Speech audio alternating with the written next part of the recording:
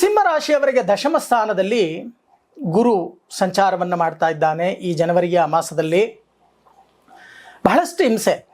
ಯಾರ್ಯಾರು ಉದ್ಯೋಗವನ್ನು ಮಾಡ್ತಾ ಇದ್ದೀರೋ, ಅಯ್ಯೋ ಸಾಕಪ್ಪ, ಇಲ್ಲಿಂದ ಬಿಟ್ಟೋದ್ರೆ ಸಾಕು.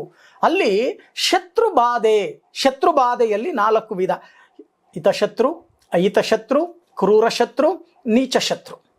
ಹೀಗೆ 4 ವಿಧದಲ್ಲಿ ಹಿತಶತ್ರು. ನಿಮ್ಮಿಂದ ಉಪಯೋಗವನ್ನು ಪಡೆದಂಥವರೇ ನಿಮಗೆ ಅಪಚಾರವನ್ನು ಮಾಡತಕ್ಕಂಥದ್ದು, ಷಡ್ಯಂತರಗಳನ್ನು ರೂಪಿಸ್ತಕ್ಕಂಥದ್ದು, ಅವರ ಬೇಳೆಯನ್ನು ಬೇಯಿಸ್ಕೊಳ್ತಕ್ಕಂಥದ್ದು, ಇವೆಲ್ಲವೂ ಕೂಡ ನಡೆಯುತ್ತೆ.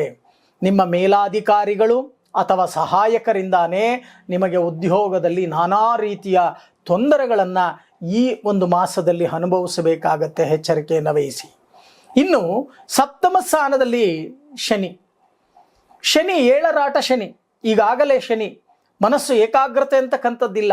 ಏನೋ ಮಾಡ್ಲಿಕ್ಕೆ ಹೋಗ್ತೀರಾ, ಅದು ಏನೋ ಆಗತ್ತೆ. ಅದರಲ್ಲೂ ವ್ಯಾಪಾರ ವ್ಯವಹಾರವನ್ನು ಮಾಡ್ತಕ್ಕಂಥವ್ರು ಇದ್ದಾರಲ್ಲ, ಪಾಪ ಯಾರನ್ನೋ ನಂಬಿ ಅವರಿಗೆ ಎಲ್ಲವನ್ನು ಕೂಡ ಒಪ್ಸಿರ್ತಾರೆ.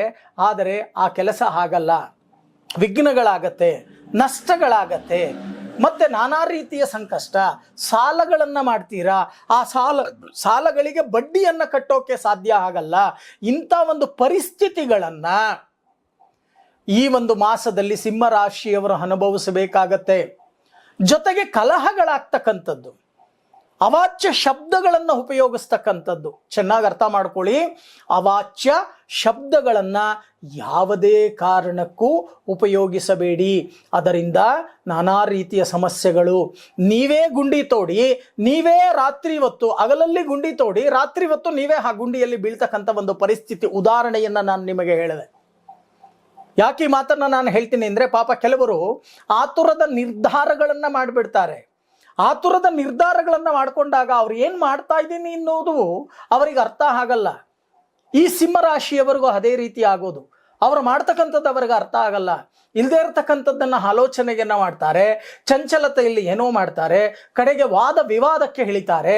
ಆ ವಾದ ವಿವಾದಗಳು ಕಲಹಗಳಾಗಿ ಪ್ರಾಪ್ತಿಯಾಗತ್ತೆ. ಆ ಕಲಹಗಳು ದೊಡ್ಡದಾಗತ್ತೆ. ಇರ್ತಕ್ಕಂಥ ವ್ಯಾಪಾರ ವ್ಯವಹಾರಗಳಲ್ಲಿ ನಷ್ಟಗಳನ್ನು ಅನುಭವಿಸಬೇಕಾಗತ್ತೆ. ಶತ್ರು ಬಾಧೆಗಳು ಪರಿವರ್ತನೆಯಾಗತ್ತೆ. ಜೊತೆಗೆ ಯಾರ್ಯಾರು ಉದ್ಯೋಗವನ್ನು ಮಾಡ್ತಾ ಇದ್ದೀರೋ ಆ ಉದ್ಯೋಗದಲ್ಲಿ ಬದಲಾವಣೆ ಅಂತಕ್ಕಂಥದ್ದು ಅಥವಾ ಸಸ್ಪೆಂಡ್ ಆಗ್ತಕ್ಕಂಥದ್ದು, ಉದ್ಯೋಗವನ್ನು ನಷ್ಟ ಮಾಡ್ಕೊಳ್ತಕ್ಕಂಥ ಸಾಧ್ಯತೆಗಳು ಕೂಡ ಹೆಚ್ಚಾಗಿ ಕಂಡು ಬರ್ತಾ ಇದೆ. ಎಚ್ಚರಿಕೆಯನ್ನು ವಹಿಸಿ. ಆದಷ್ಟು ಹನುಮಾನ್ ಚಾಲೀಸ ಪಾರಾಯಣವನ್ನ ಮಾಡ್ತಕ್ಕಂಥದ್ದು ಪ್ರತಿನಿತ್ಯ ಮನಸ್ಸಿನಲ್ಲಿ ಹೇಳ್ಕೊಳ್ತಕ್ಕಂಥ ಕೆಲಸ. ಕಡೆ ಪಕ್ಷ ಒಂದು ಆಂಜನೇಯನ ಒಂದು ಪೆಂಡೆಂಟನ್ನು ಧಾರಣೆಯನ್ನು ಮಾಡಿಕೊಳ್ತಕ್ಕಂಥ ಕೆಲಸವನ್ನ ಮಾಡೋಕೆ ಶುರು ಮಾಡಿ. ಆಗ ಈ ಮಾಸದಲ್ಲಿ ಬರ್ತಕ್ಕಂಥ ಎಡರು ತೊಡರುಗಳು ನಿಮಗೆ ನಿವಾರಣೆಯಾಗತ್ತೆ ಅಂತ ಹೇಳುತ್ತೆ ಈ ಒಂದು ಜ್ಯೋತಿಷ್ಯ ಶಾಸ್ತ್ರ.